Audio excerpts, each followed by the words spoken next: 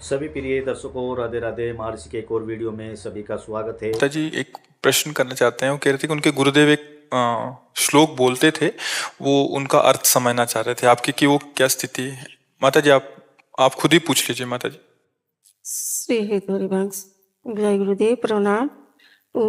दृष्टि गुरुदेव ये बताते थे, उस समय मेरे को कुछ समझ में नहीं आता था। 20-22 साल मैं बनारस में गुरु कविराज जी के वहीं रहते थे, गोपीनाथ कविराज। तो दृष्टि स्थिरा बिना दृश्यम, प्राण स्थिरा बिना यमम, वृत्ति स्थिरा बिना लम, ध्रुवे ब्रह्मास्मि सर्वथा।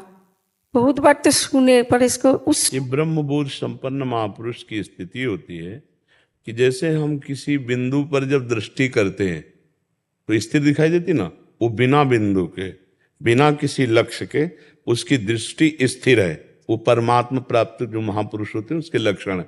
प्राणायाम के द्वारा हम प्राणों को सूक्ष्म करते हैं, संशोधन करते हैं, लेकिन बिना प्राणायाम के जिसकी प्राणवायु सूक्ष्म है, हमारी चित्तवृत्ति किसी न किसी लक्ष्य को पकड़ती है अंदर से, रागात्मक या द्वेषात्मक, तभी चिंतन होता है। जो भगवत प्राप्त महापुरुष, ब्रह्मबोध संपन्न महापुरुष है, वो बिना किसी लक्ष्य के चित्तवृत्ति शांत है, कोई चिंतन नहीं, स्थूल सूक्ष्म कारण किसी का चिंतन नहीं। तो ये ब्रह्म प्राप्त महापुरुष के लक्षण। तो हम लोगों के लिए तो हम क्या करें कि जो मार्ग बताया गुरुजन उस पे चलें, और नहीं तो भरोसा ले लेंगे ऐसे गुरु का। जो ऐसी स्थिति को प्राप्त गुरु हैं उनका भरोसा ले लें, और हर समय जैसे आप संन्यास में हो तो गुरु प्रदत्त जो मंत्र है निरंतर उसको पहले चित्तवृत्ति में ला। देखो एक बात समझना होगा, ये आखिरी स्थिति है जो श्लोक है ना। अब हम क्या करें, पहले हम लक्ष्य में दृष्टि डालें। ये तो चिंतन से अतीत स्थिति है और हम अभी जागतिक चिंतन में फंसे हैं। देह आत्मभाव, देहात्म भाव, ये हमारी दुर्गति का कारण है। तो अब हम क्या करें, पहले सत चिंतन के द्वारा असत चिंतन का त्याग करें। जैसे कांटे से कांटा निकालते हैं, और फिर सत चिंतन का भी त्याग करके स्वरूप में स्थित हो गए। क्योंकि जितना चिंतन है वो करण से होता है, स्वरूप में नहीं।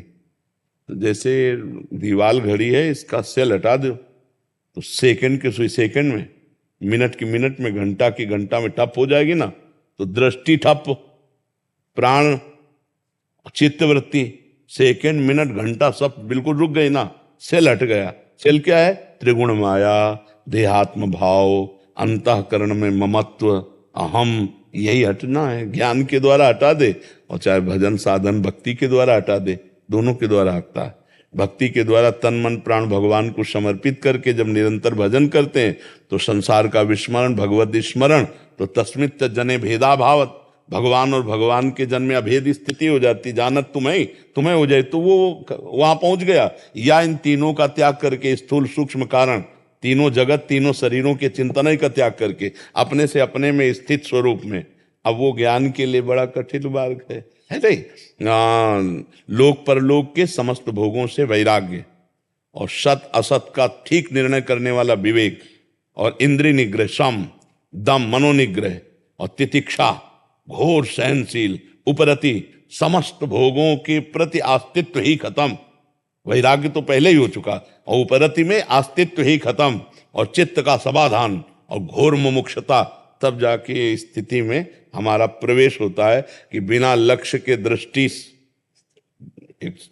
बिना किसी अंदर के विषय राग द्वेष के, किसी भी चित्त वृत्ति में कोई राग द्वेष नहीं, संसार के त्रिभुवन के किसी भी वस्तु व्यक्ति स्थान का कोई महत्व नहीं, और चित्त वृत्ति स्थिर। जैसे भक्त चित्त वृत्ति भगवान में स्थित करता है, लेकिन यहां वो भी नहीं है। और प्राणवायु अपने आप सूक्ष्म है, क्योंकि चित्त मन एक ही बात है। जब मन एकाग्र तो प्राणवायु सूक्ष्म और ब्रह्मचर्य स्थित, ये तीनों का बड़ा संयोग है। ब्रह्मचर्य ठीक, प्राणवायु सूक्ष्म, मन एकाग्र। और जिसके तीनों एकाग्र हो चुके हैं और वो तीनों से हट चुका है, ममत्व हटा लिया, तो ठप हो गया। क्योंकि चल तो उसी से रहा था, अब वो करता हुआ भी कुछ नहीं करता, खाता पीता सोता जागता हुआ भी कुछ नहीं करता। ऐसा ब्रह्मबोध संपन्न महापुरुष की स्थिति होती है। वो स्थिति में पहुंचे बिना बातों से उस स्थिति को जाना नहीं जा सकता, क्योंकि वो अनिर्वचनीय स्थिति होती है। तो ये जो श्लोक है ये अनिर्वचनीय स्थिति का है। यही पूज्यपाद श्री उड़िया बाबा जी की भी स्थिति थी। जो उड़िया बाबा पूज्यपाद, उनकी भी यही ज्ञान की ब्रह्मबोध स्थिति थी, ब्रह्मबोध संपन्न महापुरुष थे। अच्युत मुनि ने पहली बार ही जो देखा, गंगा स्नान करके बाबा किनारे से आ रहे थे, अपने शिष्यों से कहा दौड़ो, ब्रह्मबोध संपन्न महापुरुष पधार रहे हैं। अलक्ष्य दृष्टि, चित्त समाधान हो चुका है, भगवत प्राप्त महापुरुष, परमात्मा बोध संपन्न।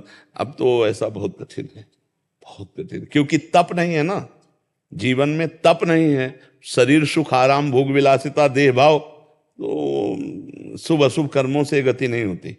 ये शुभ अशुभ का भस्म करके तब गति होती है, ये शुभ अशुभ दोनों का नाश करके ये स्थिति होती है। और बहुत शुभ में फंसा हुआ है जीव है, अशुभ का त्यागी तो शुभ का रागी, तो उसी में फंसे हुए। आप देखो ना, ये बनाना, ये बनवाना, ये करना, वो करना, सब इसी में फंसे हुए।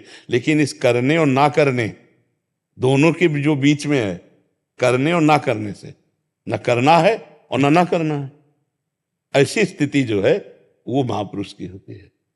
ना करने में है और ना करने में है, वह है अहम जो है वो शून्य हो चुका है। बस वही कि घड़ी का सेल खत्म हो गया, ऐंच लिया तो जहां जो है वहीं ठप हो गया। तो वही बात है, चित्त वृत्ति, दृष्टि और प्राण, ये मिनट सेकंड घंटा की सुई समझो। अब अहम हट गया तो सबका परम प्रकाशक जो अहम अपने स्वरूप में स्थित है, अब वो त्रिगुण के चक्र के द्वारा जो हो रहा है उसका कर्ता बचा ही नहीं।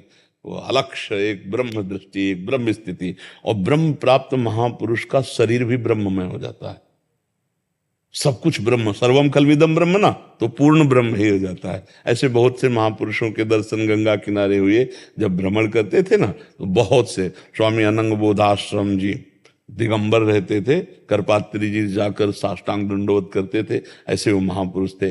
स्वामी मग्नानंद सरस्वती जी, स्वामी परमानंद जी, स्वामी सत्संगानंद जी, बड़े बड़े महापुरुषों का गंगा किनारे जैसे बचपन से रहे ना, तो सिद्ध महापुरुषों का दुलार मिलता रहा, उनके दर्शन, उनकी कृपा। नहीं, ये जो आप प्रश्न लिख के लाए हो ना, इसका उत्तर वृंदावन में नहीं हो सकता, कहीं नहीं मिला आज तक। 24 साल से मैं घूम रहा हूँ। गुरुदेव जब से शरीर से गया, महामहोपाध्याय पंडित जी बनारस के तो सचल विश्वनाथ माना जाता। जी जी, ज्ञानगंज तिब्बत की धारा हमारी। जी जी, तो जो भी 24 साल से घूम ही रहा हूँ, पर ये तो आज जो मिला तो परम। हाँ, मतलब हम विद्वता का नहीं, महापुरुषों के पास बैठे हैं ना, तो ये जो वृत्ति है ना, इस वृत्ति से परिचय है, इसलिए उसकी चर्चा। नहीं तो ये गूढ़ विषय है, ये कोई मतलब सिद्धांत तो नहीं है। निरोध जब तक मतलब ना हो तब तो ये तो समझना मतलब। हाँ नहीं, ये तो समझ ही नहीं सकता। जैसे आप इस लोग किसी को सुनाओ जाके, तो समझ ही नहीं सकता मतलब क्या है, मतलब क्या। अगर हम उस पे हैं नहीं तो हम इसका मतलब नहीं समझा जा सकता इसको। हाँ